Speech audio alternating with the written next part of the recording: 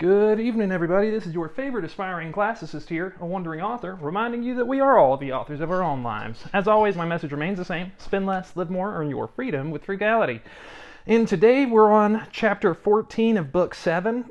We're going to finish up book 7, and it's on the subject of bodily pleasures, which Aristotle says you can have an excess of the bodily goods, and it is pursuing the excess that makes a bad man.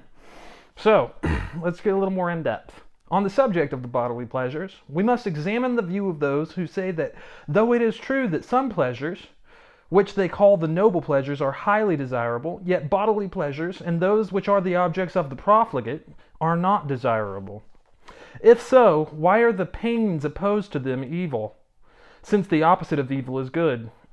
Perhaps the true view is that the necessary pleasures are good in the sense that what is not evil is good, or that they are good up to a point.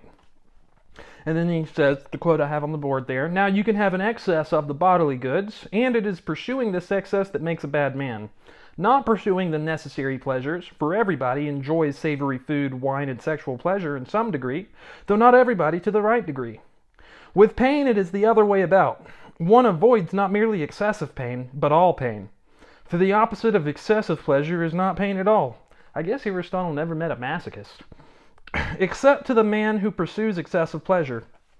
We ought, however, not only to state the true view, but also to account for the false one, since to do so helps to confirm the true. For when we have found a probable explanation why something appears to be true, though it is not true, this increases our belief in the truth. We have then to explain why it is that bodily pleasures appear to be more desirable than others. Now the first reason is that pleasure drives out pain, and excessive pain leads men to seek excessive pleasure, and bodily pleasure generally as a restorative, and these restorative pleasures are intense, and therefore sought for. That some pleasures are actions indicative of an evil nature, whether it be from depraved birth, like the nature of an animal, or corrupted by habit, as it is with the case with evil men. That others are restoratives of a defective state, and to be in the natural state is better than to be in the process of returning to it. Another reason is that bodily pleasures are sought for, just because of their intensity, by people who are incapable of enjoying others. Some people make themselves thirsty on purpose, for example.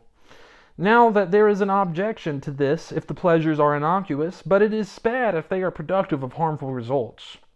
The fact is that some men have no other sources of enjoyment. And also, many are so constituted that a neutral state of feeling is to them positively painful. I actually believe that's a pretty profound statement. The reason why people pursue bodily pleasure so much is, according to Aristotle, at least partially, because the fact is that some men have no other sources of enjoyment. Deep. Hashtag deep. Similarly, the young are in a condition resembling intoxication because they are growing, and youth is pleasant in itself. But persons of an excitable nature need a restorative perpetually, because their temperament keeps their bodies in a constant state of irritation, and their appetites are continually active.